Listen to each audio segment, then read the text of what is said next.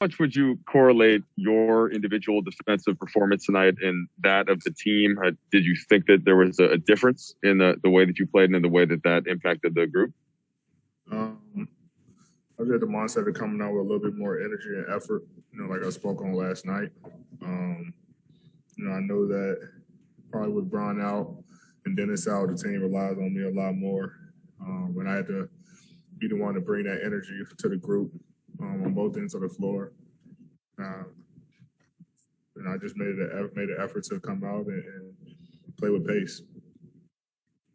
Just thinking back to last year, there were a lot of, I suppose, statement type wins, right, where you guys beat good teams and had big moments.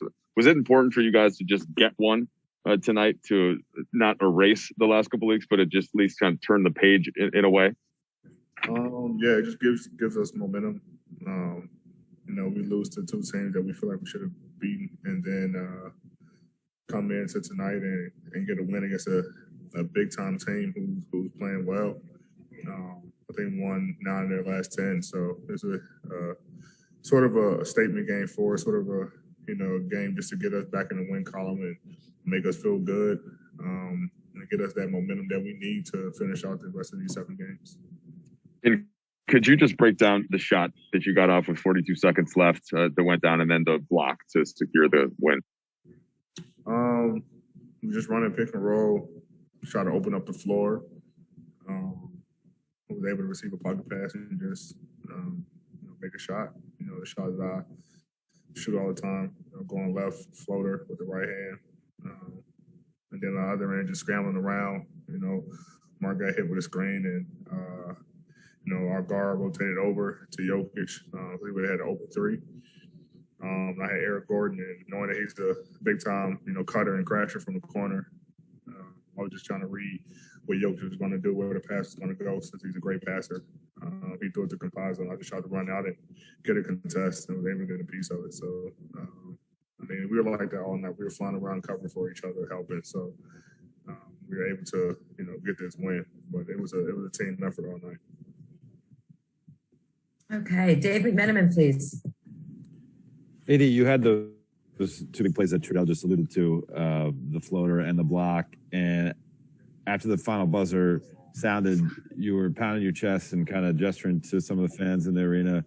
And you were, instead of saying "I'm back," which you probably could have said based on that, you're saying "we're back." Was there a greater message there? We talked to Gasol about his role too, and he didn't want to talk about his individual effort. He wanted to talk about how he could fit in with what the team's trying to do right now.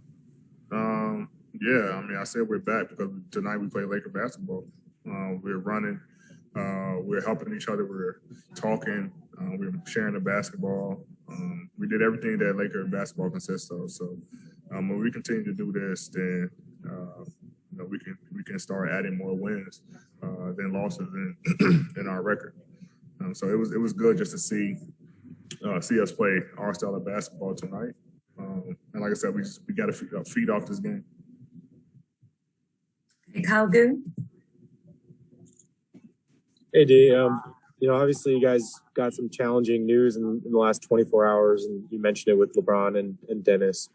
I'm wondering what getting that news was like for you today and getting those updates. And was there any opportunity for the team to kind of meet, talk about, maybe how you guys have been disconnected over this last, the previous 7 games to get on the same page? There was nothing out of the ordinary for us. It's been all season for us.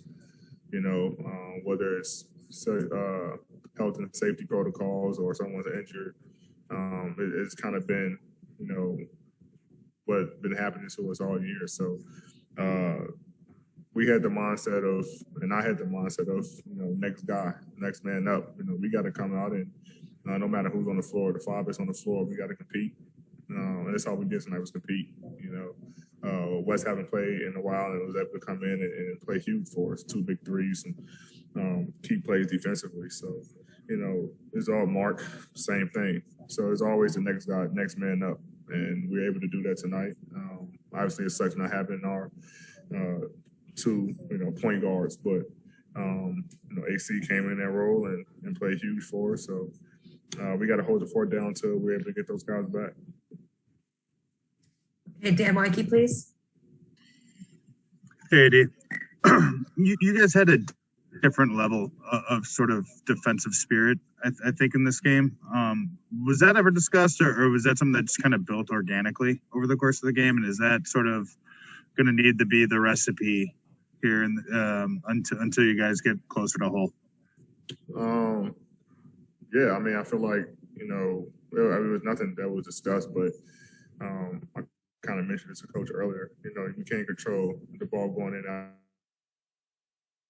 of the basket, but, you know, like I said last night, you know, to you guys, if we can control our energy and effort on the defensive end, and if we start playing defense, as you guys see, you guys start making shots and feeling good and getting in rhythm on offensive end.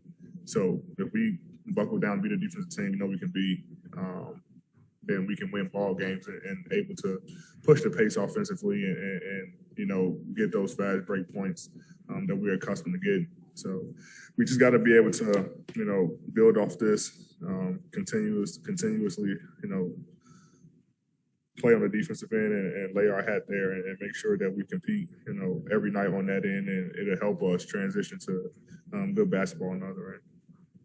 Okay, we'll just do two more. Amanda Skurlock, please.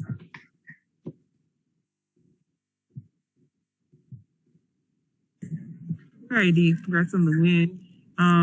Since you've been back from your injury, how do you find yourself? What's your process of building confidence on your, like, with your Achilles heel? I'm not worried about that at all. I don't think about it. Once I'm on the floor, I'm worried about getting wins. It's not one time I've thought about it since I've been back playing. I think I've done enough in the past 9 weeks to strengthen it where I don't have to think about it and test it where I don't have to think about it. So now just going out there and focusing on the game of basketball and helping the team win. Okay, and last question, Kahari Jones, please. Hey, what's going on, Anthony? Wesley kind of talked about just things being unexpected in life and just with health and things on the basketball court.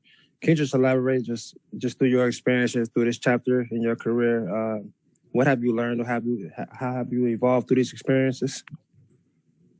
It's a crazy time for all of us. I mean, minimum fans, guys out, you know, because of the whole COVID thing. It's a challenge for not just the Lakers, but, you know, the entire league. You know, guys are missing games because of the health and safety protocols.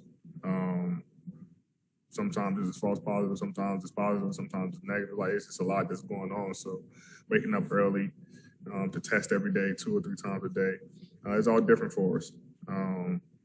Different times. So, you know, we just got to stay together. It's been definitely strange, but something that we gotten accustomed to, something I've gotten accustomed to every day. And now it just becomes part of your routine.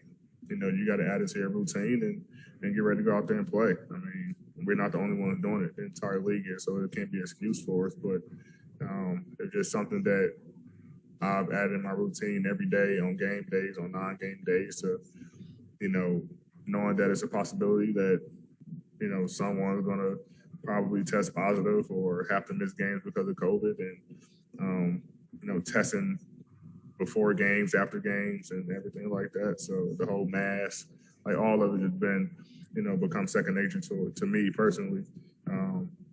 So now it's just going out there and focusing on basketball, knowing that it's probably not going to go anywhere no time soon, at least for the rest of the season. AD, we just have one follow-up question, Dan Weinke, and then we'll be done. Hey, Eddie, yeah, since you're talking about it, we haven't talked to you really about this yet. Did the NBA do a good enough job incentivizing players to get vaccinated? Were the things like the travel changes, the road changes, and all that stuff, was that enough? And was that a factor at all in your decision? I don't even think we've asked you yet if that was something you decided to do. I don't think the NBA kind of forced anyone to do it. I mean, you can't force anyone to get vaccinated. I think it was highly encouraged, and some guys did, some guys didn't, for their own personal reasons.